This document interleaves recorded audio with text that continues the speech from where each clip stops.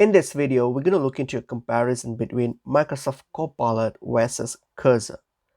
So let's get into the video. So Microsoft Copilot here is actually an AI assistant integrated into Microsoft's ecosystem like Word, Excel, Outlook, Teams, GitHub, similar to those things. Okay, it's designed to enhance productivity by automating tasks, generating content, summarizing meetings, writing codes, and more depending on the product it's embedded in. So this is the official website of Copilot. As you can see, you can just type in your message, whatever you want to hear, and then it will give you a quick response or what you want based on what you want, like a deeper response or smart response. Choose that, and then it will do the job, and you can create image, improve writing, all those things here. Okay, you have different kind of things that you can do with this, and it's mostly embedded within the Microsoft ecosystem here.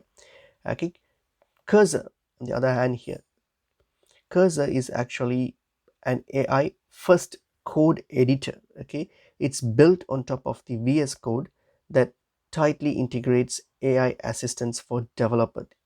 It allows users to chat with AI in the context of their code base, refactor code, writing functions, and even debugging with natural languages. So this is the difference between. So that's Cursor. So now let's look into some of the features of each platforms here. These two platforms. Okay, Microsoft Copilot, it's like embedded in the 365 app, so it comes with the 365. It's embedded with the main use case is actually for document creating, email writing, like data handling and productivity automation and all those things. Okay, and it has AI capable of text generation, summarization, can summarize data insights, document formatting, and all those things. It uses context from your documents, emails, calendars, and files, all those apps that are within the Microsoft 365 to get the context out of it. Okay, and it often it has all the Office apps interface, so it has the interface of all the Office apps, so that's fine. And mostly it's for like business users and knowledge workers, like more onto the business perspective. So that's Microsoft Copilot here. Cursor is actually built on the VS Code, which is the code editor. Okay, it's built on that, and their main use is for like software development that includes like debugging, code refactoring. So mainly deals with like software development. Okay, and it uses AI to like for code generations, even for code search or for explanations, and also for like terminal command integrations for all those things. Okay, and it gets the entire code base for relevant suggestions. It analyzes and the entire code base for relevant suggestions it gives you.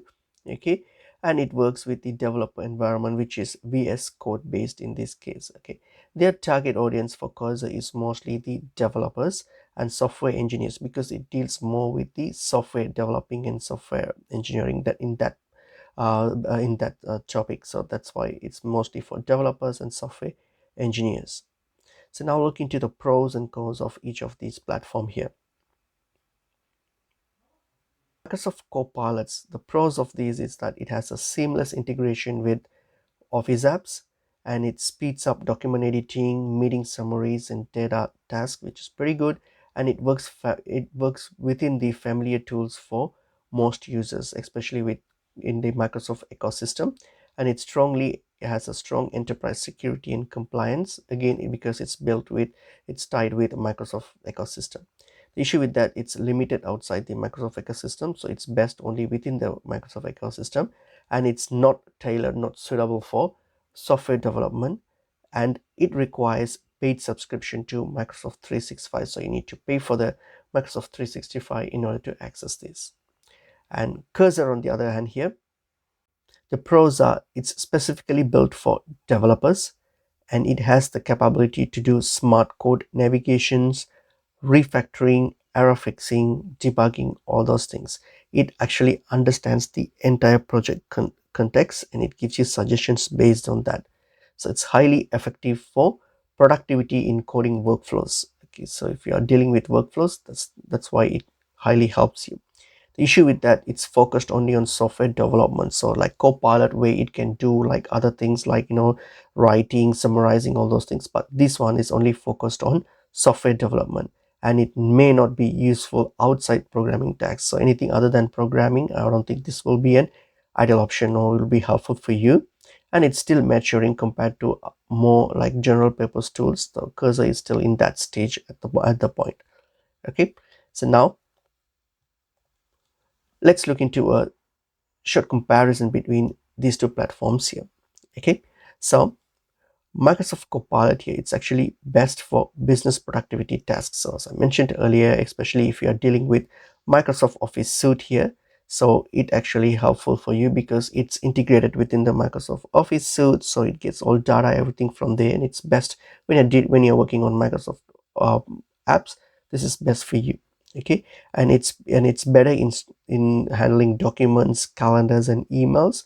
So it's best for that, and it has the AI text and summations, formatting, and automations using AI, which it can do for you. Okay, creativity is just modern, it's limited, and it's very easy to use for, especially for office users, where like you can simply use it. It's nothing, you don't really, the learning curve is pretty low for this. And also you can customize it via Copilot Studio, that's also available in your Microsoft 365 subscription. The cost is all included in the 365 plan, so you need the 365 subscription in order to access this. Okay, and there is no offline use, and the security is within the, since it's within the Microsoft ecosystem, so it has pretty enterprise level security. That's fine. Cursor is mainly for software development. It's built on the VS Code. Okay, it's actually specializes in deep in code bases and project structure, and it can help you with your AI to generate codes to fix up your bugs, debugging and explanations, and all those things it can do with the help of AI. Cursor can do with you. Okay, and in coding context, so creativity is pretty high in the context of coding, and it's easy for developers. Okay, you may require the initial setup, but once you're done, for developers it's pretty much easy to use, so it's not really too difficult, and it supports custom workflows and prompts, so that's fine. And also the cost, it's actually a paid subscription, so you have to pay for it and you'll be able to use it. And you have limited offline support as well, so if like you can still use this if you're even offline, so it's possible. And security level is, it's developer control over local files and context, so it's not really a big deal, so you can still like use it. And security wise is also all right, it's not bad. Okay, so in summary, what we'll say, you can like, when comparing to these two platforms here, you can choose like Microsoft Copilot if you are already embedded in the Microsoft ecosystem and you need like AI help across your documents, emails, your presentations, or even some coding, which is through the GitHub Copilot. They have their coding system as well. So in that case, you can use a Microsoft Copilot.